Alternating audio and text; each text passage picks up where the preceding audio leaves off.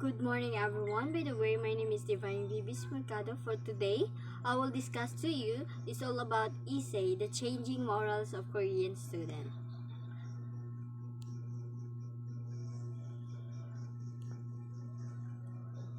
So first, I will introduce to you the authors. Um, Kim Tae-hil. Kim Tae-hil, born on November 15, 1920 in Jeonju, Chongcheongbuk-do, died in May 27, 2009. He dropped out of Tokyo University Law School in 1945, graduated from Seoul National University Department of Philosophy in 1947, was a South Korean ACS. He received the Cultural Author Award, served as a professor of Seoul National University, President of Philosophy Research Society, President of National Academy of Sciences. His essay was a pathway for sharing philosophy with his readers. His essays contain social and philosophical questions, but are never read heavily of difficulty, neat and clean sentences, bring philosophy into everyday life and communicate with each other. Next, I will read an essay nga gisulat niya. The Changing Moral of Korean Students. It is well known that Koreans' traditional morality has been strongly influenced by Confucianism, centered around the family. On the other hand, today's Korean student has the preconceived notion that Confucian's moral philosophy is obsolete, and that the family first trend should also be drastically revised. However, our survey on the student's moral views unexpectedly shows that he is conservative and that this is actually not so far away from the traditional moral views of Confucianism as he thinks he is. The Korean student agrees in principle that he should uphold filial duties, and he does not dare deny parental merits of his duty to support his parents in their old age. It is difficult, based on man's behavior, to conclude that he takes more care of his parents than he does of his wife and children. 30 years ago, the young Korean man not only thought he did, but actually he did care for his parents more than his wife and his children. But the actual behavior of today's young man shows he is not so strictly bound by his moral obligation, even though he continues to think he is.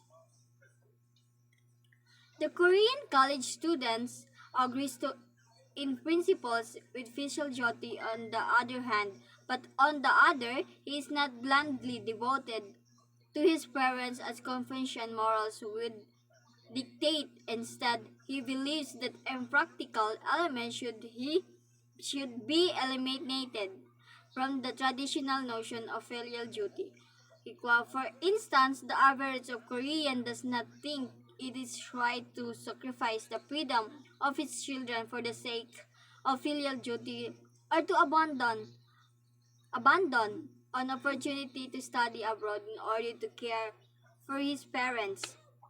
And he does not agree with the unscientific notion that failure to produce male children is contrary to filial duty. In the matter of marriage, today's Korean youth trespass the origination of Confucian filial duty in that they believe that the funeral and the memorial service for one's grandparents are extensions of the Confucian concept of filial duty. However, few students call for the total abrogation of such ritual, but many favor shortening the traditional 3 years period of mourning and abandoning the custom that prescribes circumspections and finance for sins. The death of parents was traditionally contributed to the sins of sons and daughters. This is interpreted as meaning that the student reflected common sense that ritual should always befit the social and particularly the economic realities of society. Another characteristic peculiar to Korea's traditional moral value conditions by Confucianism and Buddhism is the predominance of spiritual values over material or physical values. The Korean students seem to have inherited this intact. Most of them believe that it is better to become a man of character, replete with knowledge and the virtues that become technicians, skilled in one particular field only. They also believe that even if they live on the verge of starvation, they will become just and honest men, and that is the same thing. They treasure such spiritual values as the arts of friendship more than mere material values. Their ideal is the person who believes in purity but who has knowledge and integrity, not the man who enjoys wealth and power but lacks knowledge and characters. We can draw the conclusion that today's Korean college students that desire to adhere blindly to the Confucian tradition concerning morals nor does he want to abandon traditionally entirely. As a political manners, Korean students appear to have inherited at least particularly Confucian idea of rule by virtue of and favor, a form of democracy based on the teachers of Mencius. It is thought that the reason why students still pay respect to the political ideas of Confucius and Mencius is more often than not that they do not believe inherent noble spirit is in conformity to the rule by the virtue of democracy. It may be common to all people of all ages that there is a gap between one thinks and what he actually does, but such a gap appears to be nationwide in the Korean of today. It is indeed one of the most important tasks people in a new age face to endeavor to narrow the gap between ideas and actions. In some cases, the idea must be changed and in other, the action must be geared in another direction. Herein lies the urgent need to establish a new morative with which our action can be recorded. Thank you. So, the essays Korean, The Changing Morals Students by Kim Tae Gale Hill discusses the changing moral values of Korean students in the context of rapid social and economic change. The author argues that traditional Confucians values of filial duty, filial piety, royalty, loyalty, and respect for elders are being eroded by Western individualism and materialism. So, traditional values have long been the foundation of Korean society. These values emphasize the importance of family, social harmony, and respect for authority. Filial piety, in particular, is a central tenet of Confucianism, emphasizing the duty of children to their parents, loyalty, obedience, and deference to the authority figures are also highly valued. In recent decades, South Korea has undergone rapid economic and social development. This has led Western individualism and materialism becoming increasingly influential. Korean students are more likely to value personal achievements and independence than traditional companion values. They are also more critical of authority and more likely to question traditional norms. The rise of individualism has had a significant impact of Korean students' relationship with their families.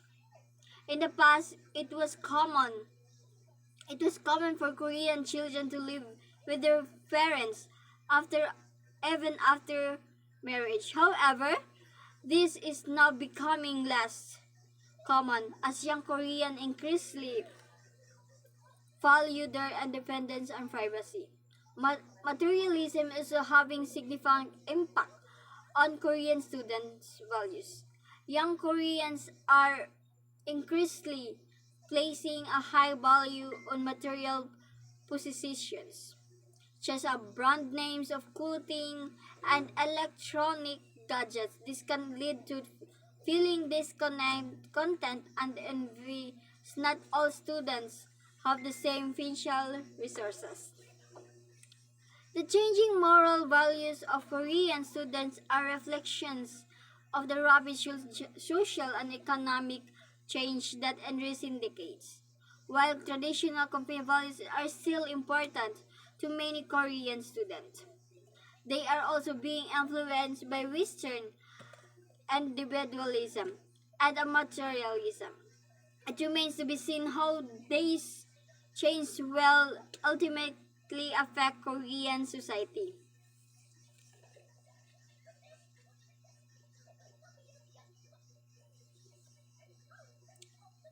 Okay, I will read this. The um After reading the literary piece, it made us understand that the importance of the moral characters of person. Every day we interact with diverse kinds of people, different beliefs and morality. So it is important for us to how to adapt these different kinds of people. For instance, it is stated in the piece that we children are obligated to our parents and it's our duty to take care of and respect them.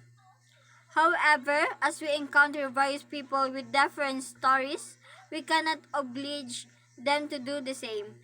Hence, we should learn to shape our perspective by putting ourselves in the shoes of others. So, hope you understand my topic and that's for all today. Mabuhay. Thank you everyone. Hope na may matunan. Merry Christmas and advance. Happy New Year.